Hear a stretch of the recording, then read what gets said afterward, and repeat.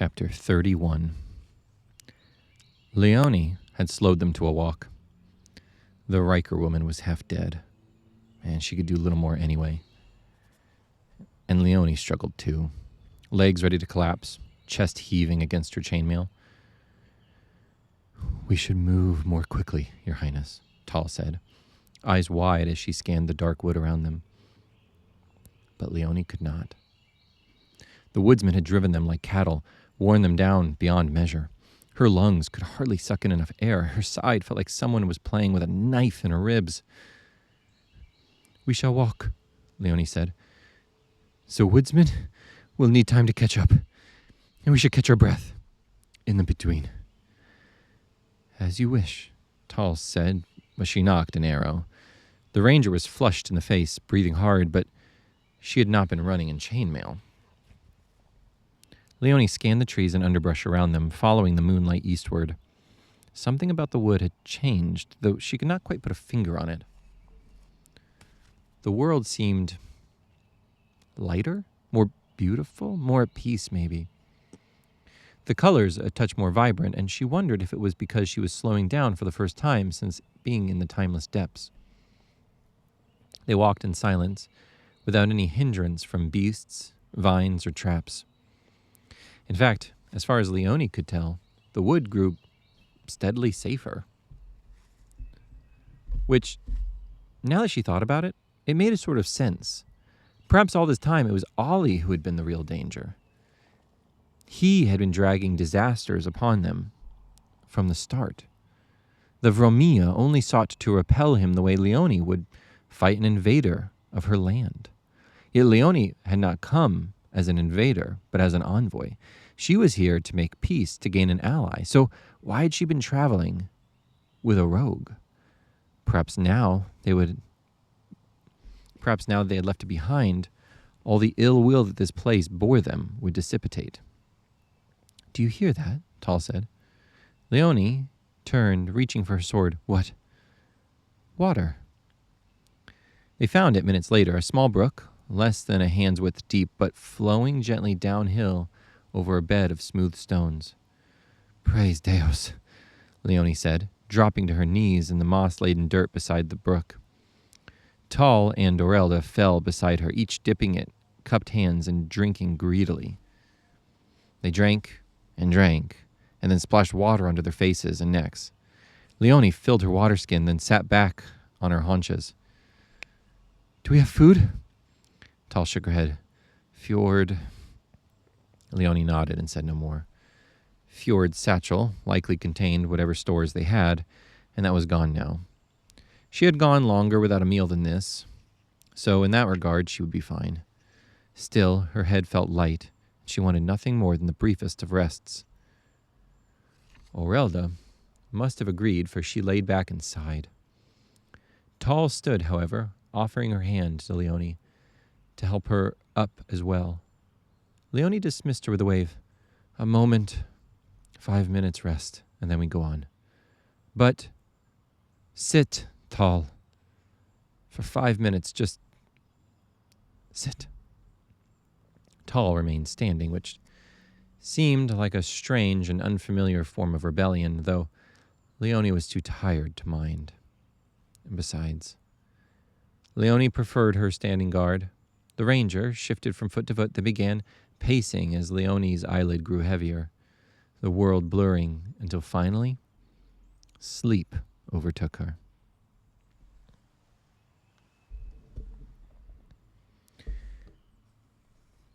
Leonie never dreamed her way into the galleria of her mind. It was always an intentional thing, entering into those halls of art and memory. She should be dreaming off into the unconsciousness without agency or purpose, reliving Worcestern for the 100th time. Yet she walked through the galleria, the steps of her bare feet echoing off marble floor and white stone walls. Portraits and sculptures of her memories carefully manicured for her perusal. All was as it should be, and she seemed as in control of herself as ever. So was this a dream? She walked down the hall of abstract pieces where she stored memories of most of the royal court. Each was a portrait of a lord or lady, often contorted, always surrounded by shapes and colors, which told her more than any abject realism would have. Leonie paused to stare at a portrait of Lady Amandine, the least abstract of the bunch, and the only painting in this hall that she had transcribed onto real-life parchment. The Duchess's eyes looked into the horizon. Her son, 12 at the time, stood behind her, his hand on Amandine's shoulder. Eulif was his name. He had been 16 when the Yelmes attacked, just old enough to be mandated by Trevlarian law to carry a sword. And now he was dead, like everyone else in Worcester. In so many ways, Amandine had become the most prominent thorn in Leonie's side. Yet she was also the only duchess in the kingdom Leonie did not fear would put a knife in her back. Loyalty, love even, held Leonie and Amandine together. It was a tight enough bond, for now. Leonie pulled herself away and continued on. The hall branched off to the left and to the right. To the right was a candlelit room filled with busts of adolescent suitors. The left held a long hall with murals of her military campaigns. She turned left. Once upon a time, the murals hanging here had been of small battles fought against bandits, rebels, or marauders. Before that, it had been a series of canvases capturing images of duels, skirmishes, which had never contained any real danger. Now, though, every square inch of wall and ceiling were covered in images of Worcester. Leonie had fought more during those days than in all of the years before combined. She had been certain she and her brother would break the enemy siege. If nothing else, surely they would punish the Yelmes enough to force them to double back and regroup. But instead, the forces of Catraca had broken the walls of Worcester. Her walls in this room were dominated with dead Trevlarian men and women, burned or stabbed upon a background of black smoke. This room existed as a reminder of her failure and of her purpose. "Why am I here?" she muttered. She moved into a hall she had never cared to name. Each piece here was a painting, but in each the subject was blurred. The focus of each was all wrong, the brushstrokes untamed. Each was of her mother, a woman long since buried in both body and memory. Why Leonie had bothered to keep these, she could not be sure. As she came to the end of the hall, a door slowly manifested in the wall before her. This was not wholly uncommon. She often would cause her mind's galleria to create shortcuts to rooms she wished to visit, or create new rooms entirely. But she had not done this.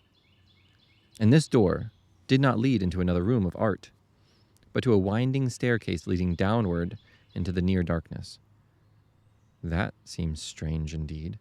This place had no need of light sources, illuminated simply by virtue she ordained it. Here she played God, and this world was hers to shape. Yet small black candles sat upon iron candlestands placed on every sixth stair, and the fickle light they provided barely illuminated the blood-orange runner carpet of the stairs. Leonie dared not move for a long, long time. "I am no fool," she said, loudly into the dark of the staircase. "I am not alone. Tell me, are you brave enough to show yourself?" Though she did not manifest these reactions, Leonie was panicking. This place was supposed to be a sanctuary, an impenetrable fortress of solitude. Yet she had not come of her own volition, and now there manifested before her a space she had not created. It should not have been possible. Except her body lay in the timeless depths. She vaguely remembered the stream and the water and cursed. Had the woodsman said something about water? Had that been one of the rules? "I am a fool," she muttered. The stairway still lay before her, emanating no voice in response to her previous goading. Nothing at all happened, except the wavering of the candle flames, moving as if a gentle breeze pushed past them. There was, of course, no wind. Well, she had no intention of marching down into a trap. "Forsake this place, I am leaving." Leonie concentrated and forced the eyes of her body to open, summoning her out of her mind. Or she tried anyway. Except she did not return to her conscious body, nor did the Galleria disappear. Nothing changed at all. The black candles in the staircase taunted her. No, Leonie looked around as if just within hand's reach something would manifest to save her, to get her out of here, but nothing did. She was a prisoner trapped in her own mind. She had not brought herself here, and she could not release herself either. Leonie turned and ran, back down the hall of memories of her mother, back through memories of campaigns, and on through the hall of adolescent suitors and beyond. She searched for her recent memories, the uncategorized trove of paintings and sculptures she had yet to sort through. Every turn she made, the alien door materialized beside her, a constant taunting, a reminder that she had no control. It never blocked her, never closed off another path, but it always beckoned her. Eventually, Leonie stumbled upon a cluttered room, filled to the brim with paintings leaning against one another. Sculptures scattered amongst them. A diorama of fjord lay at the end, and Leonie's sword poised over his head. The sight of it turned her stomach. The room manifested itself as something like a large closet, dimly lit, filled with canvases leaning against the wall, one atop another. There were a few paintings off to one side,